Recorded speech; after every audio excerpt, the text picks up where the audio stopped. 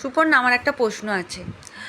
বস্ত্রহরণের পর শ্রীকৃষ্ণই তো দ্রৌপদীকে বাঁচালো, রক্ষা করেছিল, কিন্তু তারপরেও কেন দ্রৌপদী রেগে গেল শ্রীকৃষ্ণের উপর?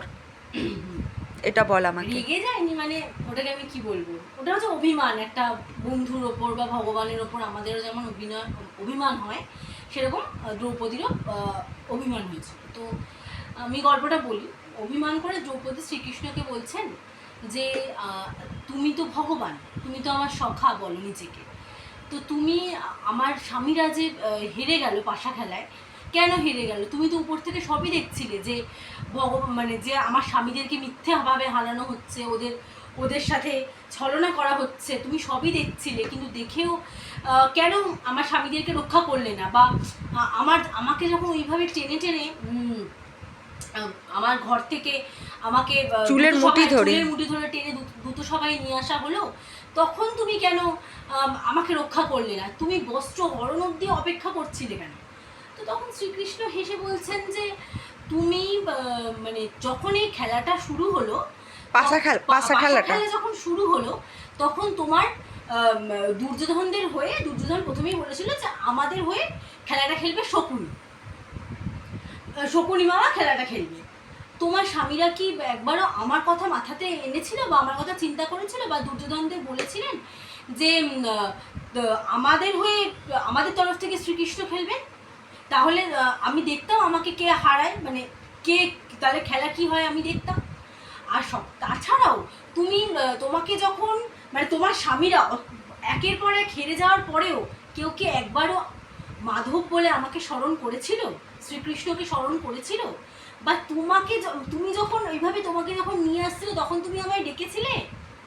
তুমি তো তখন তোমার স্বামীদের কাছে অ্যাপ্রোচ করেছিলে আমাকে, মানে তোমাকে বাঁচানোর জন্য, তুমি তো আমাকে ডাকুনি। তুমি আমাকে যখনই স্মরণ করেছো, যখনই তুমি গোবিন্দ বলে আমাকে একবার ডেকেছো, সঙ্গে সঙ্গে তো আমি তোমাকে বাঁচাতে চলে এসেছি। তুমি আমাকে ডাকলে না কেন? তুমি তোমার স্বামীদেরকে ডাকলে, তুমি মানে সারা সভায়, মানে ওই কুরু সভায়, মানে ওখানে যে কুরু বংশে যারা উপস্থিত ছিল, তুমি সবার কাছে গিয়ে গিয়ে ভিক্ষা চেয়েছো, তুমি সবাইকে ডেকেছো, কিন্তু সবার প্রথমে তোমার যাকে ডাকা উচিত ছিল সেই গোবিন্দকে তুমি ডাকো। তো তাই তুমি যখন ডেকেছো তারপরেই আমি এসেছি। তো এতে তোমার অভিমান করার কোনো কারণ নেই। মানে সঙ্গে সঙ্গেই মানে এসেছে এবং সঙ্গে সঙ্গে ওই কাপড় দিয়েছে, মানে বস্ত্রটাকে হরণের হাত থেকে রক্ষা করেছিল।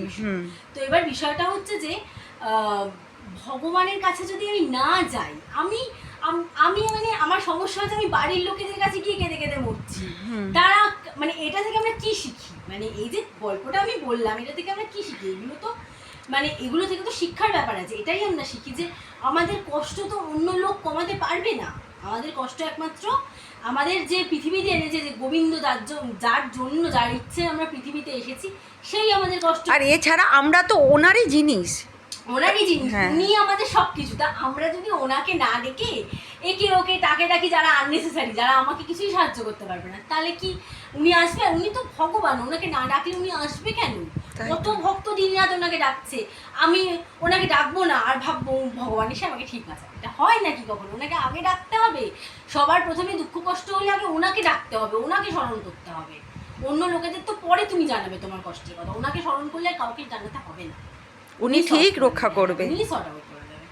ঠিক আছে। এইটা থেকে, এই গল্পটা থেকে কিন্তু আমরা এটা শিখতেও পারি। হ্যাঁ, পাঞ্চালী কিন্তু সবার প্রথমে ভগবানকে ডাকেননি, তাই জন্য ও বস্ত্র হরণ অব্দি ও পৌঁছে গিয়েছিল। কিন্তু ও যদি ওই ঘরেতেই, মানে যখন ওকে দুঃশাসন চুল টেনে নিয়ে আসে, তখনই যদি একবার মানে উনি গোবিন্দকে ডাকতেন, তাহলে কিন্তু গোবিন্দ, মানে ওনার চুল স্পর্শ করার ক্ষমতাই কারো থাকতো, আর ওই বস্ত্রহরণ অব্দি আসতোও না, ব্যাপারটা আসতোই না। আসলে সবটাই একটা ছলনা। এটা হবে, কুরুক্ষেত্রে যুদ্ধ হবে, এই জন্যই হয়তো পাঞ্চালীর মনেতেই আসেনি যে আমি আগে গোবিন্দকে ডাকি।